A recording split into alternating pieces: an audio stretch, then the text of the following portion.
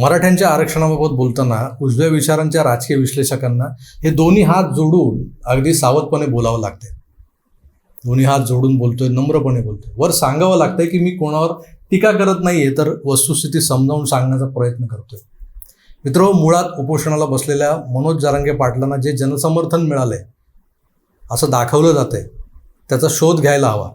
माझ्या काही ब्राह्मण सहकाऱ्यांना स्पष्ट बोलताना अडचण येत असेल, पण मी एक मराठा म्हणून गांभीर्यानं आणि स्पष्ट बोलतोय की या आंदोलनात सहभागी चेहरे नीट ओळखा. मराठवाड्यात या भाडोत्री आंदोलकांचं पेव फुटलंय सध्या. यातले खरे किती आणि खोटे किती याचा तपास करा, कारण कांद्याचं आंदोलन असो तेच चेहरे दिसतात. मराठा आरक्षणाचा विषय निघाला की तिथेही हेच चेहरे दिसतात. मागे कुठल्याशा मुद्द्यावर मुंडन करायला बसलेले ते हेच चेहरे आठवत आहेत का? तेच चेहरे याही आंदोलनात दिसत आहेत. याचा अर्थ असा नाही की हे आंदोलन बोगस आहे, पण जरांगे पाटील आता ज्या पद्धतीने ताणतायत याचा अर्थ असाही लावला जाऊ शकतो की फडणवीस नावाच्या बामणाकडून हे आरक्षण स्वीकारायचंच नाही. काही हो, टोकाची भूमिका घेऊन हे सरकार पहिलं पाडायचं, बाकी आरक्षण वगैरे नंतर. एकाच वेळी राज्यात अनेक ठिकाणी आगी लावून प्रत्येक आंदोलकांकडून हे सरकार पाडायची भूमिका मांडली जाणं याचा अर्थ काय लावायचा? आज जरांगे पाटील मराठवाड्यातल्या निजामाच्या दप्तरातले दाखले दाखवत मराठ्यांना कुणबी म्हणून घ्यायला तयार आहेत. तसेच दाखले तर त्या बॉम्बे गॅझेटियरच्या सातारा जिल्ह्याच्या खंडामध्येही आहेत. 1881 मराठा आणि कुळंबी म्हणजेच कुणबी ही एकच जात असल्याचं स्पष्ट लिहिले त्यात. पण मुळात मराठा हा समाज आहे, ती जात कधीपासून झाली हा मुद्दा आता मागे पडला. जसा मराठवाड्याचा निजाम आपल्या दप्तरात मराठ्यांना कुणबी म्हणून दाखला देतोय, तसाच दाखला शाहू महाराजांनी पश्चिम महाराष्ट्रातल्या मराठ्यांबाबतही दिलेला आहे.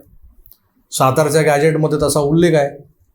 शेती करणारे मराठी म्हणजे कुणबी असा एक पोट उल्लेखही आहे त्यात. पण सरसकट सगळेच मराठा कुणबी असं मानून कुठल्याही जिल्ह्यापुरतं नाही, तर संपूर्ण महाराष्ट्रासाठी मराठा आरक्षण दिलं गेलं तरच सध्या विषमतेकडे वाटचाल करणारं तापत चाललेलं हे वातावरण शमेल, शांत होईल. पण खरा संघर्ष पुढे सुरू होणार आहे. ज्यांच्या कोट्यातलं आरक्षण मराठ्यांमध्ये विभाजित केलं जाणार आहे त्या ओबीसी समाजात एक प्रकारचा अनरेस्ट, एक प्रकारचा असंतोष धुमसणार आहे. यावर उपाय शोधणं आणि सर्वंकष उपाय शोधणं सध्या घाई गडबडीचं ठरेल. तेव्हा जसं सगळेच जरांगे पाटलांना विनंती करतायत की सबुरीनं घ्या, उपोषण सोडा, पण आंदोलन कायम ठेवा, हा सल्ला त्यांनी ऐकायला हवा. माझाही तोच सल्ला आहे. आमचे काही सामान्य प्रेक्षक, अगदी किनवट तालुक्यातले एक 10वी पास प्रेक्षक काल मला फोन करून सांगत होतं. मला म्हणाला, जर मराठ्यांना XYZ% काही आरक्षण दिलं गेलं तर तेवढंच टक्के जे काय XYZ असेल 4%, 5%, 10%, ते आरक्षण त्यांनी राजकारणातही स्वीकारावं, राजकीय आरक्षणही स्वीकारावं. आर्थिक आणि शैक्षणिक क्षेत्रात आरक्षण हवंय तर ते द्या, पण मग राजकारणातही तेवढ्याच जागा लोकसभेला आणि विधानसभेला त्यांच्यासाठी सोडा.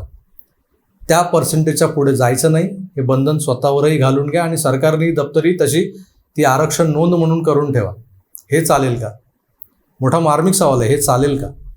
महाराष्ट्राच्या ग्रामपंचायतींपासून नगर परिषदा, महानगरपालिका, विधानसभा ते अगदी लोकसभा अशा सगळ्याच ठिकाणी मानाचं पाण घेऊन बसणाऱ्या मराठ्यांना उद्या कुणबी बनवल्यानंतर एका बंदिस्त टक्केवारीत आपल्या राजकीय महत्त्वाकांक्षा खुरटवलेल्या चालतील का?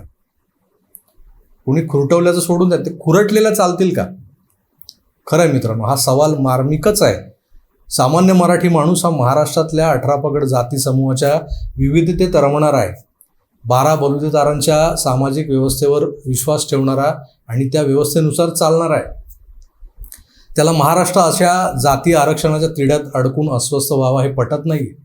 मागच्या 2.5 वर्षात प्रगती खुंटलेला महाराष्ट्र आता कुठेतरी ट्रॅकवर यायला लागलाय असं वाटत होतं.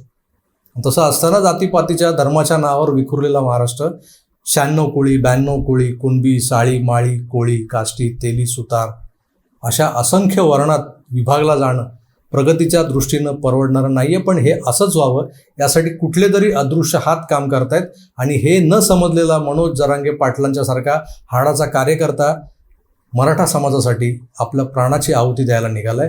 हेही तितकंच धोकादायक आहे. महाराष्ट्राविना राष्ट्र गाडा न चाले असं म्हटलं जायचं.